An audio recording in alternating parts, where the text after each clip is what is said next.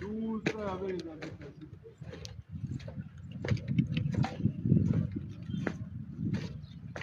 Tout ça avec les habitations jusque là à mangrove. Il y a la mangrove tout au fond. On a une autre plantation ici. Et celle-là, elle date de 2 ans. À l'époque, on passait entre les maisons là. On passait entre les maisons, on allait pour atteindre notre plantation. Et sinon, on allait déjà prévenir aux populations ici que lorsque l'État va mettre en application tous les textes qui protègent les mangroves, on va les déguerpir. Mais malheureusement, l'être humain est souvent têtu. Tant que la loi ne frappe pas sur lui, il préfère vivre dans l'illégalité. Et là, malheureusement, il y avait plusieurs familles ici, hein. C'était tout un camp ici. Là, c'est pas. C'est dommage. Là c'était des. Il y avait une famille Kota quelque part là à l'époque. Il y a 1 an de cela, quand on était là.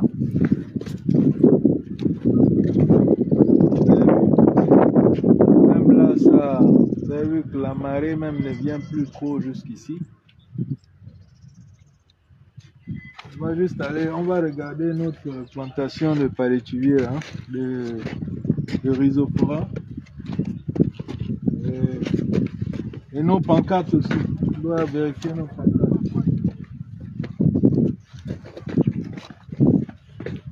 Ici, vous avez vu, c'est les latines. Il y a des gens qui habitaient là.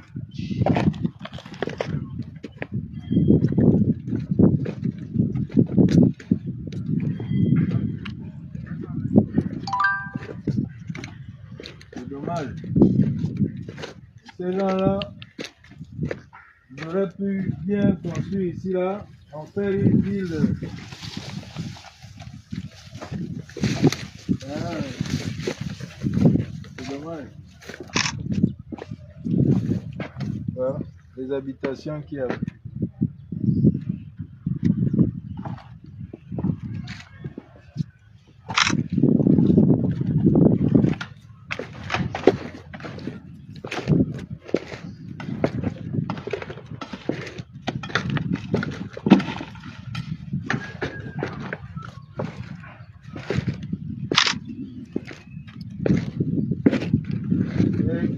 Et ce qui est intéressant ici, ce sont les grands palétuviers qu'on trouve. Hein. C'est l'une des zones où on a des grands rhizophora racemosa. On verra d'autres devant.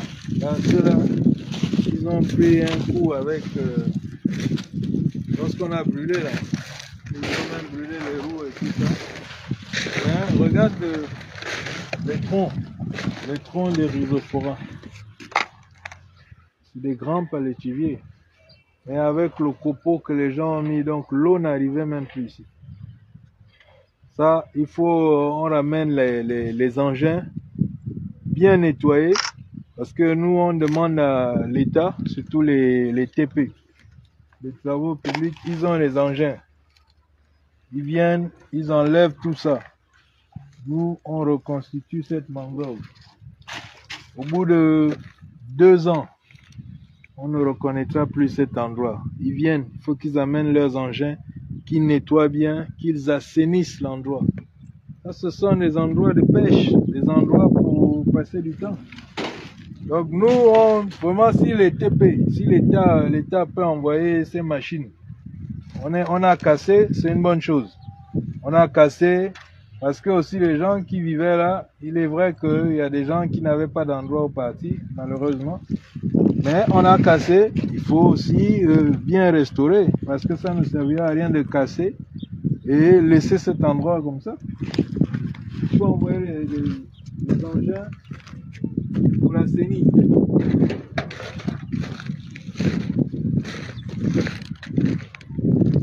Comment les gens peuvent vivre dans l'insalubrité comme ça? C'est vraiment compliqué.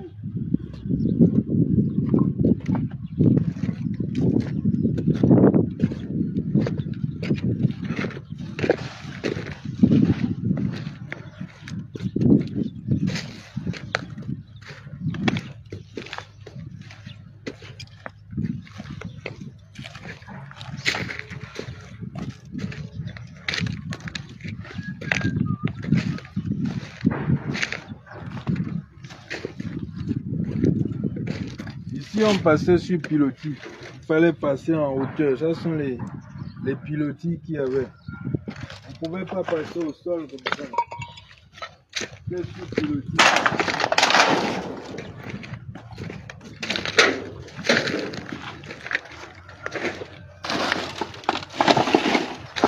Là, c'est l'insalubrité totale.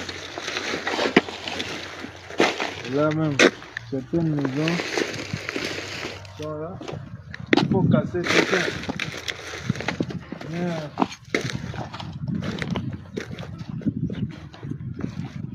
Ah oui, là.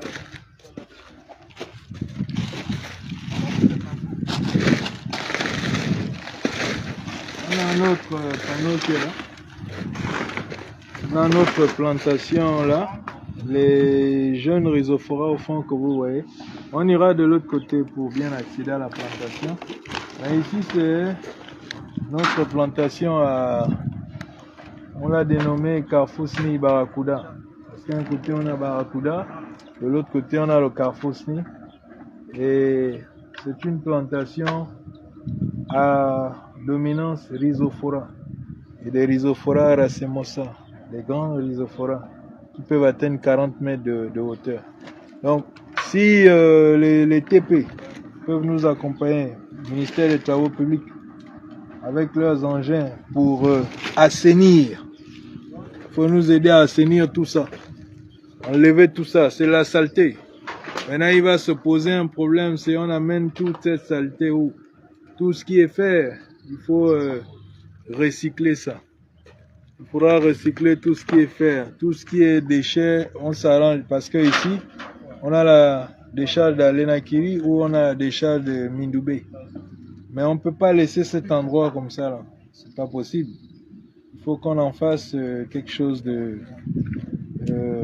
d'agréable, quelque chose d'intéressant. À l'époque, il y avait toute une concentration de poules d'eau. Il y avait des poules d'eau là. Il y avait des aigrettes cendrées qu'on trouvait ici là, en parlant d'oiseaux. Hein. Il y avait à cette époque-là, quand même, on trouvait quelques crabes violonistes. Mais or là, aujourd'hui, c'est un endroit qui n'a plus de vie, c'est normal, puisque si les populations ne produisent pas les déchets, ces oiseaux-là ne viennent pas. Malheureusement, il y avait déjà une relation entre humains et avifaune. Donc, ce que nous exhortons aux nouvelles autorités qui veulent construire le pays, et c'est de pouvoir envoyer le ministère en charge de l'assainissement, parce que on sait que la mairie est sous la charge du ministère de l'Intérieur, mais la mairie n'a pas d'engin. Même on sait qu'ils n'ont pas les engins, ils n'ont pas de matériel, ils n'ont rien. Donc il faut que le ministère en charge des travaux publics et de l'équipement puisse bien assainir. Cet endroit sera assez beau avant de lancer leur projet, parce que on se connaît, on sait souvent comment on fait les choses. Nous, on fait toutes les choses à la va-vite, juste des effets d'annonce, juste pour montrer qu'on travaille, mais c'est pas ce qu'on veut. On veut que les choses soient bien faites. C'est un peu ça. Donc là, il y a une très grande concentration de boue, donc ils sont en train de créer des passages pour aller jusqu'au panneau, parce que la boue peut arriver jusqu'aux genoux ici. Et nous on passait souvent par de l'autre côté pour atteindre.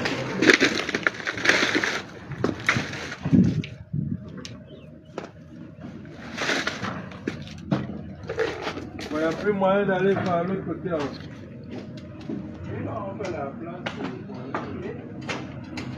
On a fait la place. Où est Ok, c'est tout pour la première partie. Le Ghanéen là qui me narguait là, je voulais voir sa maison. Je voulais voir quoi. Ouais, il est retourné à Accra. Ouais.